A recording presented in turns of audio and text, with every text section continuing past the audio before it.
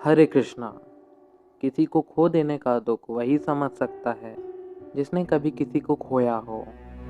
हमारी आज की कहानी भी कुछ ऐसी ही है, जिसमें एक औरत अपने पति को खोकर डिप्रेस्ड हो जाती है और जब उसका बेटा उससे मिलने जाता है तो कुछ ऐसा होता है जो बिल्कुल अविश्वसनीय था। कहानी है इटली रोम की। इसे पोस्ट करने वाले आदमी का नाम कार्लो स्पेंसर है। मैं आगे की घटना भी उन्हीं के पॉइंट ऑफ व्यू से बताऊंगा। मेरा नाम कार्लो स्पेंसर है। मैं इटली के रोम का रहने वाला हूँ। ये जो घटना मैं आपको बताने जा रहा हूँ, ये मेरे साथ पिछले साल यानी 2022 में हुई थी। मैं वो रात कभी भी नहीं भूल सकता। 18 सितंबर की शाम, मैं, मार्क और एमा हम तीनों मार्क की माँ से मिलने गए थे। मार्क की माँ की एक पड़ोसी ने मार्क को ये खबर दी थी कि उसकी माँ कुछ दिनों से बाहर नहीं आई थी घर के। मार्क मेरा बचपन से दोस्त रहा है। हमने स्कूलिंग और कॉलेज भी साथ ही करी थी और अब हम दोनों साथ में ही बिजनेस कर रहे थे। मार्क के साथ इतने समय गुजारने की वजह से मेरा मार्क की माँ के प्रति स्नेह काफ़ी ज़्यादा था। इसी वजह से मुझे भी उनकी चिंता हो रही थी और मैं भी उनके साथ आ गया था। कुछ हफ्ते पहले ही उनके पति का एक कार दुर्घटना में निधन हो गया था और उसके बाद से ही वो काफ़ी ज़्यादा डिप्रेस रहने लग गई थी। उनका स्वभाव भी काफ़ी अच्छा था, जिस वजह से हम सब उन्हें बहुत पसंद करते थे। शाम के 5 बजे हम सब अपना काम ख़त्म करके उनके पास पहुँचे।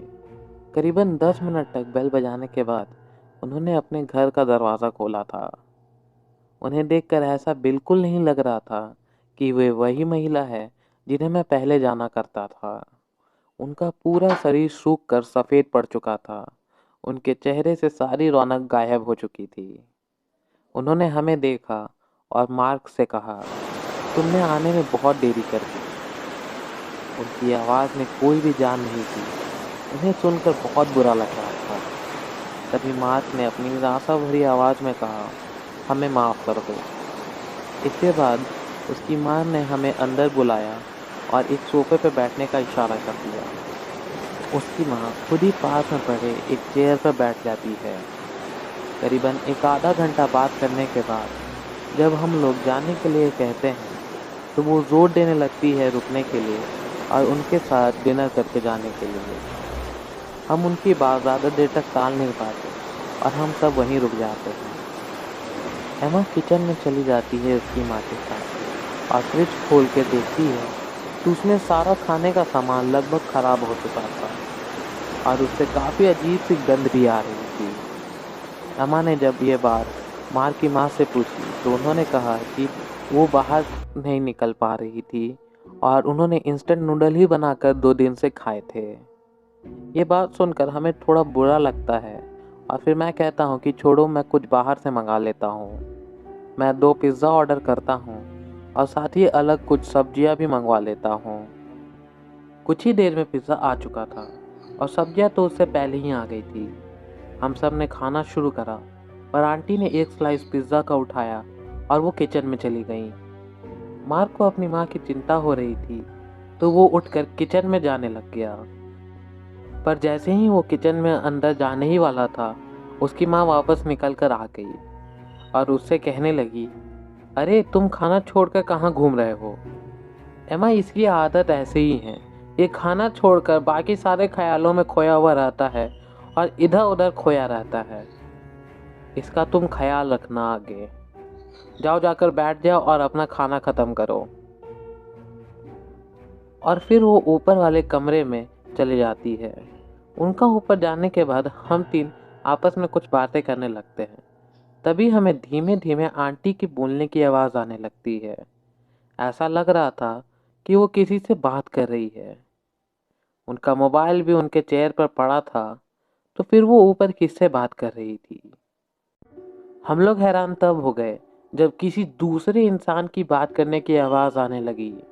वो आवाज़ किसी मर्द की थी जो उनसे बात कर रहा था, पर हमारे अलावा वहाँ और कोई भी नहीं था। मार्क बहुत ही ज़्यादा डर जाता है और तुरंत ऊपर वाले कमरे की तरफ भागने लगता है और तभी अचानक से लाइट चली जाती है। ऊपर जाने के लिए मैं भी उठा था, पर लाइट चले जाने की वजह से मैं अपने मोबाइल का फ्लैशलाइट ऑन करता हूँ और नीचे बेसमेंट की तरफ चला जाता हूँ लाइट फ्यूज़ देखने। मैं अपने मोबाइल के लाइट की मदद से नीचे पहुँच जाता हूँ। मैं वहाँ पर लगे लाइट बॉक्स को चेक कर रहा था। मुझे कुछ समझ ही नहीं आ रहा था, तो मैं फ्लैशलाइट इधर उधर घुमाने लगता हूँ। तभी एक कोने में मुझे जो दिखता है वो लगभग मुझे दिल का दौरा ही दे चुका था। मैंने वहाँ पर एक लाश देखी। ये लाश मार्क की माँ की थी। मैं भागता चिल्लाता वहाँ से भागा और घर के बाहर निकल गया। मेरी चीख सुनकर मार्क भी नीचे आ गया और एमा भी मेरे पीछे पीछे भागकर बाहर आ गई। मैं वहाँ पर सन खड़ा था बाहर में। मैं कुछ बोलने की हालत में नहीं था। मार्क भी मुझसे पूछे जा रहा था क्या हुआ, पर मैं कुछ समझ ही नहीं पा रहा था। फिर उसके दिमाग में क्या आया, वो अंदर जाने लगता है।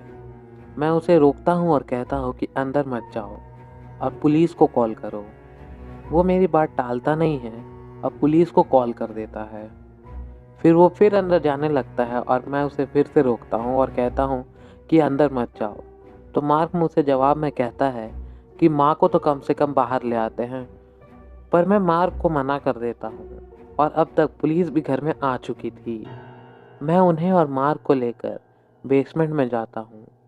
वहाँ पर वो लाश पड़ी थी और बहुत ही बदबू आ रही थी वहाँ पर से, जो कि पहले नहीं आ रही थी। मार्क वहीं पर बेहोश हो जाता है। हम लोग तुरंत ही उसे हॉस्पिटल लेके जाते हैं और पुलिस बॉडी को पोस्टमार्टम के लिए ले जाती है। मार्क की माँ ने अपने हाथ के नशे काट कर खुदकुशी कर ली थी, पर आश्चर्य की बात तो ये थी कि उनकी मौत हमारे जाने से 3 से 4 दिन पहले ही हो चुकी थी।